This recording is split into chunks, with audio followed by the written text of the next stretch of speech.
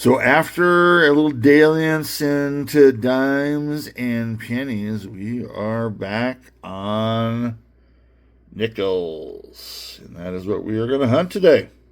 Let's go.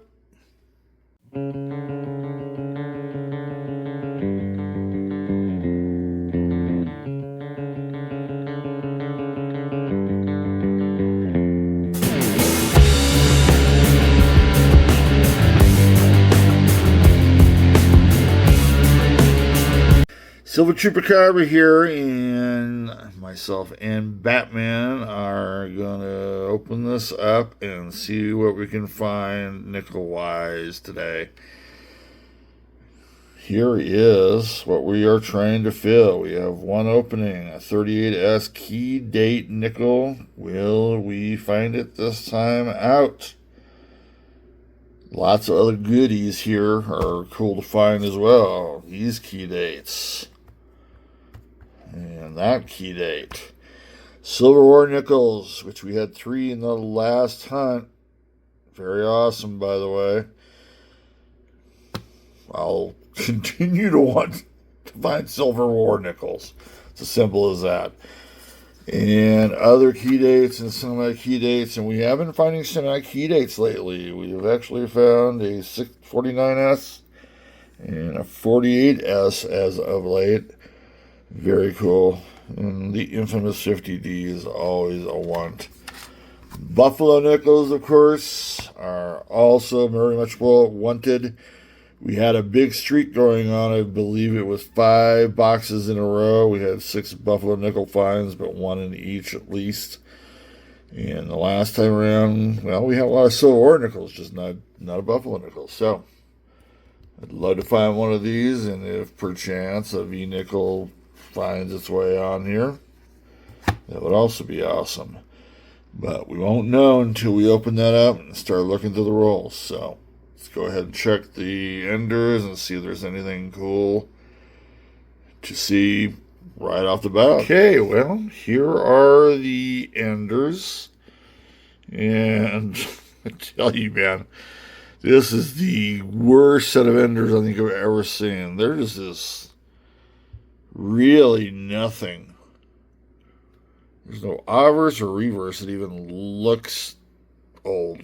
Doesn't mean it isn't. Just means it doesn't look. This one, I have no idea what's going on with Monticello there. But nothing really there. So let's not even waste time. We'll go to the first roll here, which really has a nothing obverse. That's not going to be old. And neither will that.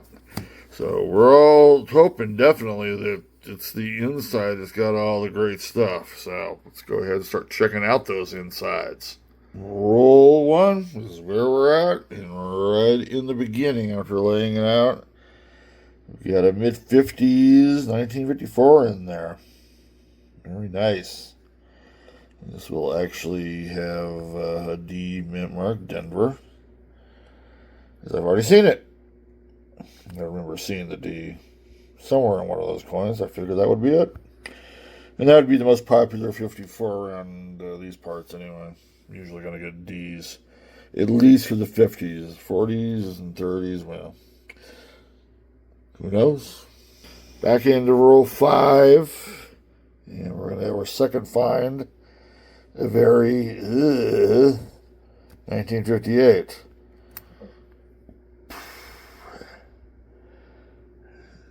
Yikes. And, well, a D was definitely going to come on that one, but 1958 Denver is the second find. Through 5 rolls. We continue on. This is roll 7. And, well, you can see the one that's sticking out like a sore thumb right there. I have no idea what the heck that is. Now, if you notice, it's got like flat, it's got sides. Well, it's got little sides like this, and then like an indentation in the outer piece there. So I have no idea what this is. You know, I get brown colors all the time. I wouldn't even know what the heck to say. anything about this. Now that is funny stuff. I'm taking this as a token. That does not necessarily go that way. I'm trying to see if this even says where this would go, like a Chuck E. Cheese or something. I'm not even sure what's going on with the reverse here and how to even hold it. Let's see if I can hold it this way. Does it make any more sense? No. Makes more sense to hold it this way, I guess. You can read all the writing on it. So, that's the first token I've ever gotten. That's pretty cool. Pretty funny. Namco. Well, you get all sorts of things in these boxes. And it just ripped me off of a nickel there. Well, we'll have to check out what else is in this, bro. Okay, on to roll 8. And man, I'll tell you what, after getting that arcade token from the last one, and then this one coming out, this is prototypical toned silverware nickel. I haven't looked at it. I will be aghast if this thing is not a silverware nickel. There you go. San Francisco. Man, is it me or is that San Francisco mint mark a little bit bigger than usual? Very nice, except for the lots of scratching there. I tell you, that S looks a little bit big, doesn't it? At least to me it does. Other than the scratching, it looks pretty nice that way. Or we need to get... Oh, what would be the best one to get out of this? A 44S? We'll find out if this is one. No, we'll get a 43S on that. Nice. And can't, in my mind's eye, recollect the last time I got a 43S. Well, that's pretty cool. This side is showing, well, at least it's in a little bit better condition, but the wear is definitely there. Well, I tell you, the minute I saw that rim, there was no doubt. She's green. Very cool. Another silverware nickel. As we continue that trip, I think that's 3 rolls in a row. Or, excuse me, let's try that again. I think that's 3 box hunts in a row. We've had a silverware nickel, so we got a streak going there. We'll check out the rest. Okay, roll 9 it is. Back end. We have our oldest one to date, 1940. A little bit of that orange toning that I would expect to see in the later 40s, but don't mind seeing it here. Decent hair detail. It's overall pretty good shape. That's interesting toning on the back too. Plus it's in good shape. I could see an S being here. I could see a D. I could see anything. That will be a D for Denver though.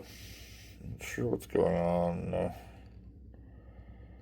Right there. Almost looks like a die chip in some ways. Art though. Check it out later. And see if it's really anything. Anyway, that is the end of roll 9, and we will get on to 10. You're on roll 14 of this nickel box hunt. And it's been laid out. Just started looking through. So in the beginning, we get a 1954, which we had earlier. The one we had before was a Denver. And I'm probably thinking, it's probably going to be Denver too. Could be San Francisco. It's got some pretty good detail to it. Oh, Denver it is. Very cool. That would be find number 5. We're kind of on our average. Still have plenty to check out the rest of the roll. We are on to roll 16. Right in the beginning. And man, we've got a couple of cool finds as you kind of see the toning. We got a nice 1955. I don't usually see toning like that for a 55. It's usually reserved for later 40s, but 55 it is. If it is blank here, we've got a semi-key date. And I think there's a chance. Too bad on that, but we do have a 55D. That's a good find. The other one we've got is a 41. So we just got our, well, I mean, not even just, we had a 1940 come by a little earlier. So this won't be the oldest, but it's close. Pretty worn on the hair. I could see anything here. It's always hard to read the early 40s. I think Philly, though. There you go. So, cool. That was right in the beginning. We still have a bit to look at in the roll. Roll 19 is up the bat. We got a couple of things popping up here. Near the back end or the front, depending on what your perspective is. We've got a 1940 sitting out there. Looks like it's in pretty decent condition. Had one earlier that if I remember right, had a D-mint mark. Of course, I might not be remembering that well. But the detail's good there. It's just kind of dirty. I could see an S being here very easily. Look at all that great detail in Monticello. Oh, wow. It's going to be a first year. It's going to be a Philly. Finding too many Phillies in that good a condition. Very cool. That is 8 finds now, so we're kind of right up in the average. Now, we're going to have a little foreign surprise up the way. If I haven't already went through it, which I think I have, we're going to have to go back up this way. Where did you go to? Oh, foreign find. There we go. So I'm going to keep on passing it. So I've got a bunch of little beads on there. That basically means Canadian. So it is a Canadian. Date will be underneath there. 1985. And that's 80s and 90s are the ones I usually get. Once in a blue moon, something younger or something older. But most of them are right around in this place. That's cool. I can't remember the last time I had a Canadian, so that's a good find. Still have the rest to actually check through. Okay, so we are past the halfway point. It has gotten a bit slow. But, you know, we've still got plenty to check through. We are on roll 29. About midway through, and, well, it's not the prettiest of the ball, that's for sure, with the big old gouge there on the bottom on the motto. 1948. And it will be Denver. Sorry, I already saw the mint mark earlier. Anyway, yeah, she definitely got hit by something there. But that will be, I think, find number 9. Like I said, it's got a little bit slow there after the 8th find. But we're hoping for the best. Let's see what's in the rest of that. Okay, roll 21 has been laid out. And we're going to have something I haven't really seen since the very first box hunt of the year. Let's check it out, folks. It is right. It's a 1938 first year Jefferson. Very, very cool. I always like that font of the 38. It's much different than the font of the rest of the Jeffersons. In my mind's eye, it is. Anyway, 1938, as I said, first year, and could there be a mint mark on the back? And if there is a mint mark on the back, could there be an S? An S mint mark would mean a finished collection book. Now, you can see that it's plain worn. I'm not really expecting a mint mark here. D would be cool too, by the way, because it is a key date. You don't see too many 38 Denvers. But a 38S would be magnificent. This one we will slow roll. Tell you what, it is in decent condition, so to speak. You can see a little bit of the windows and whatnot, so if it does have a mint mark, I would not be massively surprised. What will it be? Oh my God, it is! I really wasn't expecting it. Take a look, ladies and gents, and that is an S mint mark. Unbelievable. That just finished off the second collection book I've ever finished, Jefferson-wise. I'm astounded that this is actually an S. Was not expecting it whatsoever because, well, it is worn. But, they can have worn key dates too. I'm getting to know that at least. Oh my gosh, I cannot believe that just happened. Supreme. Well, that makes up for this being pretty dry here at the end. Later on, we will finish off the book and go to the third one, which would become the new primary. Ay. Second time I've ever found, I don't know if I mentioned it, but that is the second time I've found a 38S. And we still have a little bit left. Okay, as you can see, it's been a little while since that key date 38S coming out. It's just, this one has never taken a foothold on lots of finds, but it's the quality finds that have put this one above board. It's roll 39. Let's see, we got 11 left.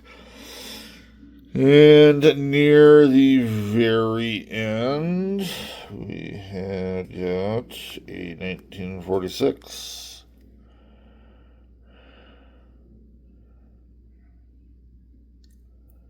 The hair has decent detail on it, but it's got the wear. Pretty decent shape. Will we get a mint mark? That is the question. We do. We got another S. This is the day of S's then. I believe we got an S mint mark on the Civil War nickel too. Very cool. That is not a semi-key day, but that is a cool, very cool find because a little bit lower mintage on the San Franciscos. Well, that is it for roll 39. Roll 40 is up next. Okay, well, you can see Batman's in the big empty, so we are on roll 50. And it's been ultra dry here. And this one came up. Now, normally I would say that is just way too dark. But check this out. That's got to be the darkest outside of the rim I've ever seen for it to be a Silver War nickel. And there it is, folks. It's got a big P on top, lots of wear, Civil War Nickel City. And what will it be? It's going to be a 44. All right. We got a 45S earlier, and now we got a 45P. That big old dark rim. Wow, that's just very interesting. 1944 out of Philly. Another great Civil War nickel. Can't stress it enough. That is fine number 12, by the way. Very low quantity, but this nickel box search has had a lot of quality to it. Well, as you can see, Batman is in his cave. That means this nickel box is finito. And there we are. What a weird little hunt this was. And the thing is, it was one of the coolest, but man, not a whole lot came out of it. But stuff that came out of it is awesome, and we'll get to that. Let's go ahead and do a little summarizing. We had a couple of 1940s, one from Philly, and one from Denver down below. San Francisco will be the lowest one, by the way. 1941 Philly. We had a 1946 San Francisco. Did have some San Franciscos in here, that's for sure. 48 Denver. We had a couple of 54 Denvers, a 55 Denver, and a 58 Denver. One Canadian, 1985.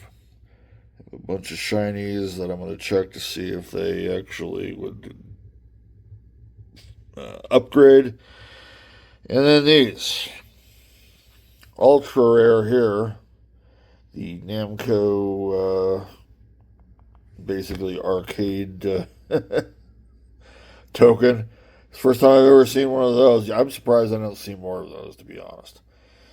We had a couple of Civil War nickels. We did have a 43 San Francisco. I think I said 45 earlier. That was a falsehood. 44 Philly on that one, I do believe. Sure enough. And there it is, folks. It is 1938, first year Jefferson, but there is the big surprise. Not in the best conditions, not bad either. San Francisco, folks. That is not only a key date, not only a hole filler, that is a collection book finisher. I'm very stoked about that. Very, very stoked. That's it. There were 12 Jefferson finds in all, so that is definitely below average, but, you know, when, what is that, about 25% of your take? 25% of your take is really cool items. That's pretty good stuff. Not even including the rare token. Well, we'll check for some varieties here and then get back and we'll do our ceremonies for the collection book. That will be very cool. So I just went through all the finds and no varieties to be found. Well, as you can see, we've got our collection book out here, folks. Oh, by the way, the 1944 Philly, the 1943 S went into the last collection book, so now they've got holes filled there. So did the 46S, by the way. But here we are, folks. Ta-da-da-da. Nice pageantry and hoopla here. There it is. S mint mark. 1938, folks. Sorry about the shadow. We're going to fill it. Let's see if I can do it at least without doing the exact same thing twice. That looks a little bit better. There you are. Woohoo! Everything filled. This is, excuse me. This is the second collection book in the last 8 months that has gotten filled. Very cool. Took a few years to get there, too. That's the thing. That is the second 38S I've ever found, and that's probably, other than the 50D, which I do have in the third deal. We had 3 of these last year. That's always going to be a tough one to find, but that 38S has been the last one in both collection books. And I'm very proud to have gotten it. Not an easy thing to do, especially it takes luck, and that was luck. Well, we're done. Next time you see this collection book, or you won't see this collection book, the next time you see a collection book, there's going to be a bit more holes. I think there's 5 actually in the next one. It's either 4 or 5. So we're going to have a hard time filling that within the year or 2 here, but we'll see how it goes. We're done here. We'll go into probably another nickel box because I don't have anything else with me right now. We are collecting pennies for that third hunt of the year. It's getting there. We'll see if I can get one done here in April. Everybody out there, anybody watching the long form video of this, thank you very much. Bits, parts, however you watch it, that's up to you. That's for you in that way. So everybody out there, have a great week or weekend. Be safe out there, folks. Cheers to everybody.